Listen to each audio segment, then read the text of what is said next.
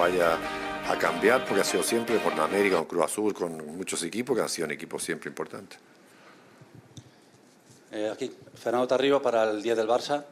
El Betis le planteó en Liga un partido muy igualado al Barça. En cambio, hoy se ha visto más superioridad del equipo azulgrana. ¿Qué ha podido cambiar en ambos equipos en tan poco tiempo? Muchas gracias. Bueno, creo que ya hicimos un muy buen partido y merecimos haber ganado. Se crearon muchas ocasiones. Creo que defensivamente estuvimos más agresivos de lo que tuvimos hoy día. Creo que dejamos jugar mucho a Barcelona, esperándolo en campo propio, pero sin atacar mucho el balón. Nos hicieron bastante daño en defensa, por el sector, bueno, ya sabemos el nivel que está Lamine Yamal, pero creo que por varios lados tuvieron ocasiones de gol y convirtieron 5. Así que yo creo que la agresividad, la recuperación fueron unos factores importantes entre ese partido que usted dice, el de hoy.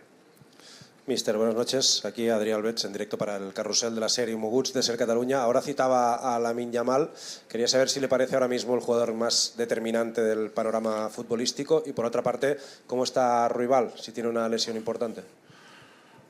Bueno, yo creo que no solamente Yamil, yo creo que en este momento en Barcelona hay 3 o 4 o 5 jugadores, que Rafinha o el mismo Olmo, Pedri, que están pasando un muy buen momento y se reflejan los resultados que están sacando en el campo. Así que no creo que sea solamente la labor de uno, sino que la labor de un equipo. Pero la otra, ¿la cual? Ruibal tuvo un 15 del tobillo. Vamos a ver ahora en las próximas horas de qué gravedad es. Hola, buenas noches, Iván San Antonio de Diario Sport. Siguiendo un poco con el tema de Lamine, más allá del equipo, quería incidir un poco en su figura. Usted, que tiene ya una larga experiencia como entrenador y habrá visto muchos futbolistas jóvenes, no sé qué es la característica o la virtud que más destacaría de Lamine Yamal. No, la verdad es que no soy yo el encargado de estar hablando de los jugadores de Barcelona. Yo creo que Yamil demuestra en la cancha, ¿no es cierto?, cada uno de los partidos que está jugando, su capacidad, y ojalá siga progresando porque es muy joven. Sí, ¿qué tal, mister?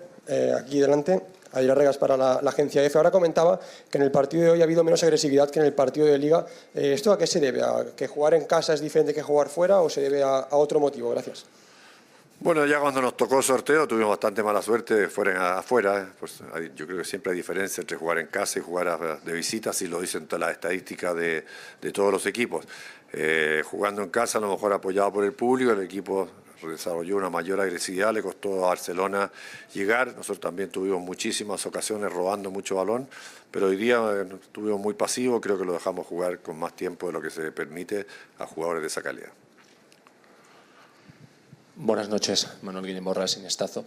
Le quería insistir en Vitor Roque. Es un futbolista que desde fuera nos ha dado la sensación que asumía este partido con mucha motivación por lo que significó su fichaje el año pasado aquí en el Barça.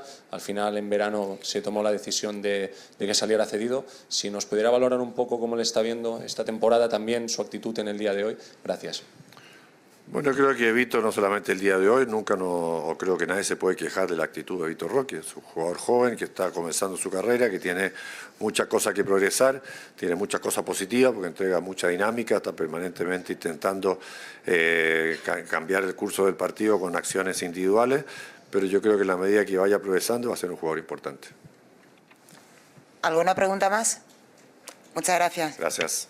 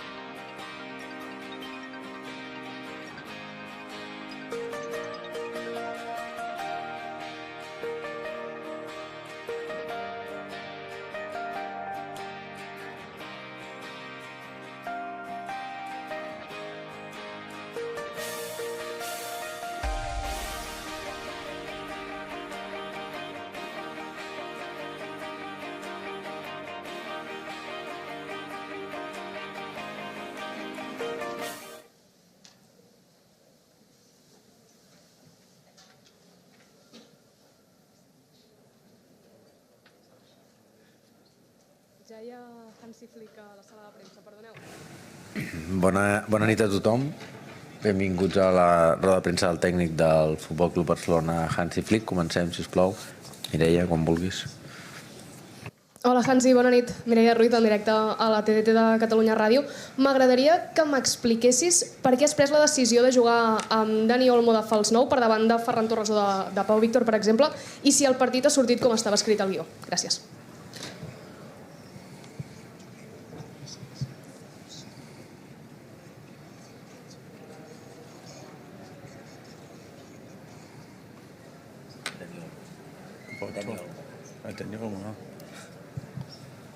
How was the result?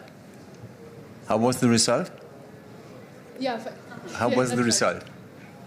No, it's like, you know, when I see, for us today was very important after the big win against Real Madrid in the Supercopa. It was very good to see how the team came back, because we travel, we have no training on Monday, we train only yesterday. And of course, this is good to see that how we play today, how the performance was from the beginning, and yeah, we control the game, and this is really great to see that how they do it.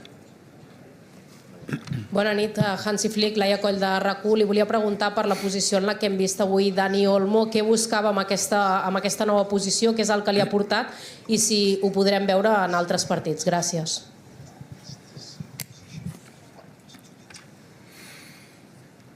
No, Danny is he knows how to play number 9, because he played also in the national team this position, and I talked with him about that, because Levy was not an option for today. We want to that he recovered today, and the plan was good. The plan was very good, because you can also see then we were one more in the midfield. We really control the ball with the distance between the players were perfect, and it was really nice to see. Mister, buenas noches. Adrián Albets, en directo para el larguero de la serie Moguts de Ser Cataluña. Le gusta elogiar normalmente a Lamine Yamal, pero de forma un poco prudente, supongo que porque también es un futbolista muy joven y hay que protegerle. Pero hoy ha hecho otra exhibición y salía That's Gavi. Right. Right. That's right. Okay. Yeah, absolutely. Y salía Gavi en zona mixta, le preguntamos si Lamine es el mejor del mundo y Gavi decía que después de Messi sí, Lamine es el mejor del mundo. ¿Qué le parece a usted?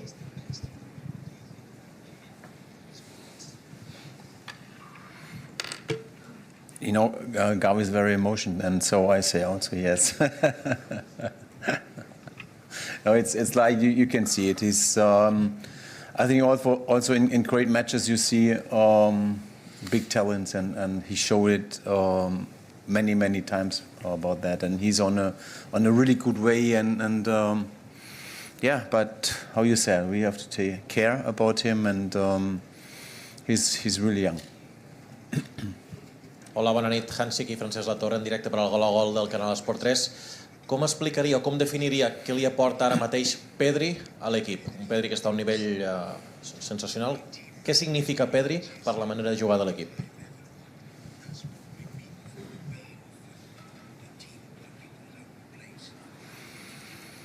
No, he's also everywhere. So it's like this guy in the midfield from Navasia. This is really unbelievable how they understand the football, how they play with each other. It's really good to see. And for me, I think Pedri is one of the player with a performance in every match, and also you know, when you see the data, he always run a lot, but also make fantastic things with the ball, and so for me it's also very important that he also improve more as a leader. So this is for me very important, because also it's important that we have in midfield sometimes when we struggle a little bit, maybe that we need one also who control the game, perfect in this, but also to coach the other guys and to show them or to say to them, okay, come on, better position or like that. And this is, we work on that, and he's doing really good. Mister, hola. Buenas noches, Joe Mayori para la cadena COPE en directo para el partidazo. Hemos hablado estos días del futuro de Araujo. Parece que él ha tomado la decisión de quedarse. Entiendo que para usted es una muy buena noticia. He had a contract, I think, 1.5 years more. So I never have doubt about that. So I don't know. I'm happy that he's here. I'm happy that he's here, and we will see what the future brings. So at the moment, he performed good today. Also, you can see, also the fans are appreciate that he's back, and of course the team, and he give us a special thing. Hola, Hansi, ¿qué tal? Felicidades por la victoria. Raúl Fuentes, en directo para Radio Marca. Te quería preguntar por el gol y el partido de Gavi. Últimamente lo estamos viendo a Gavi muy cerca del área. ¿Es la posición que tú quieres para él o a lo mejor algún partido volveremos a ver a Gavi jugar más atrás? ¿A ti dónde más te gusta? Gracias.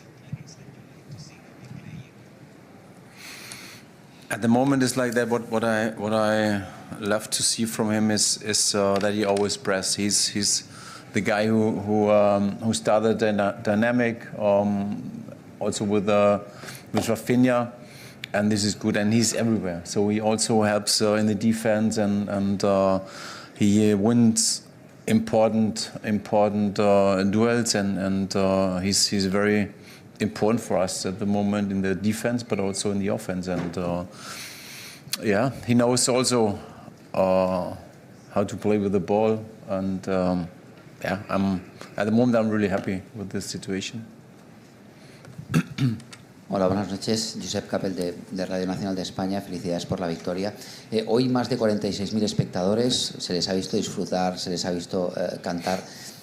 Evidentemente, aparte de las victorias, que es lo esencial, no sé si una de las cosas que más le enorgullece los meses que está aquí es de haber vuelto a enganchar la gente con el equipo, hacer que la gente disfrute con el juego del Barça. Gracias. Yeah, I hope, and you also can feel it today, and I also can see, I was very surprised about when I saw the lights of the phones and they hold it in the air. It was an unbelievable atmosphere. So I really enjoyed this. It was great, and of course this is normally how it works. So on the pitch there are the players who they perform well, and of course on the stands there are the supporters, the fans, and they supported us, and this is good, and I think also not only on the pitch is a good connections, also from the pitch to the fans to the stands. It's good, really good to see that. Guillem. Buenas noches, Hansi. Aquí. Guillem Borras para Inistazo, ¿qué tal? Enhorabuena por la victoria y por la clasificación a los cuartos de final de la Copa del Rey. El año ha empezado de manera brillante. Usted insistió mucho en que había que cambiar el chip después del tramo final de 2024 y parece que el equipo ha respondido. Ahora, el fin de semana vuelve a la Liga. Supongo que el reto es trasladar estos buenos resultados, el título de la Supercopa, el buen partido hoy, también a la competición regular, con la intención, supongo, de reengancharse a la lucha por el título de Liga también. Yeah. It's a big goal, but we tried. So it's how I said always, it's always we're looking for step by step, so match to match, and of course on Saturday is the next one, and we want to play them be ready for that, and also win that, of course. ¿Qué tal, Hansi? Aquí Nacho Jiménez para Más que Pelotas. Primero de todo, enhorabuena por la victoria y también por la clasificación hacia la siguiente ronda. Segundo partido de la Copa del Rey. Nuevamente ha sido titular, al igual que en Barbastro, Frenkie de Jong. Te quería preguntar cómo estás viendo al neerlandés en estos partidos donde parece que está empezando a coger continuidad en el equipo, en el 11. Gracias. I think also for him, it's I'm really happy that he played today, and also with this performance, I think also for him, it's a good step in the right direction. So this is what I see and saw, and also I spoke after the match to him, and he's happy. ¿Qué tal, Hansi? Aquí Carlos Monfort en directo para el Twitch de Gigantes. Felicidades por la victoria. Es la tercera vez consecutiva que desconvocan Ansu Fati. Me gustaría saber a qué se debe esta decisión y si usted le recomienda una salida o cree que es un jugador que debe quedarse en el Barça y que merece una oportunidad más. Muchas gracias.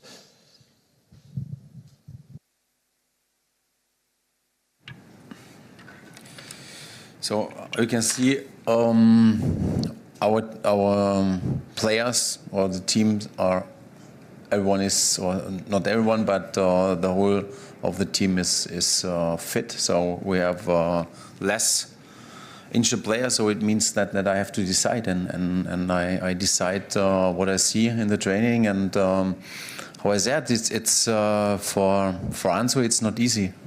He started really great in the season.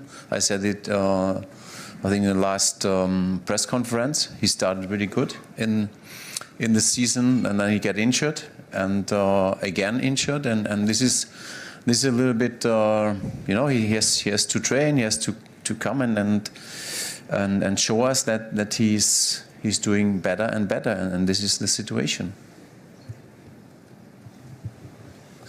Hello, Coach. Jakub Kusienko, TVP Sport Poland. Coach, 2 questions. Robert Lewandowski didn't play. Only one question, please. Robert Lewandowski didn't play today. It was just about rest. Is his health okay? No, when Tekno play, Robert will also not play. Not. No, it's no. Today only for the rest. Sorry. Gràcies. Bona nit. Okay. Night.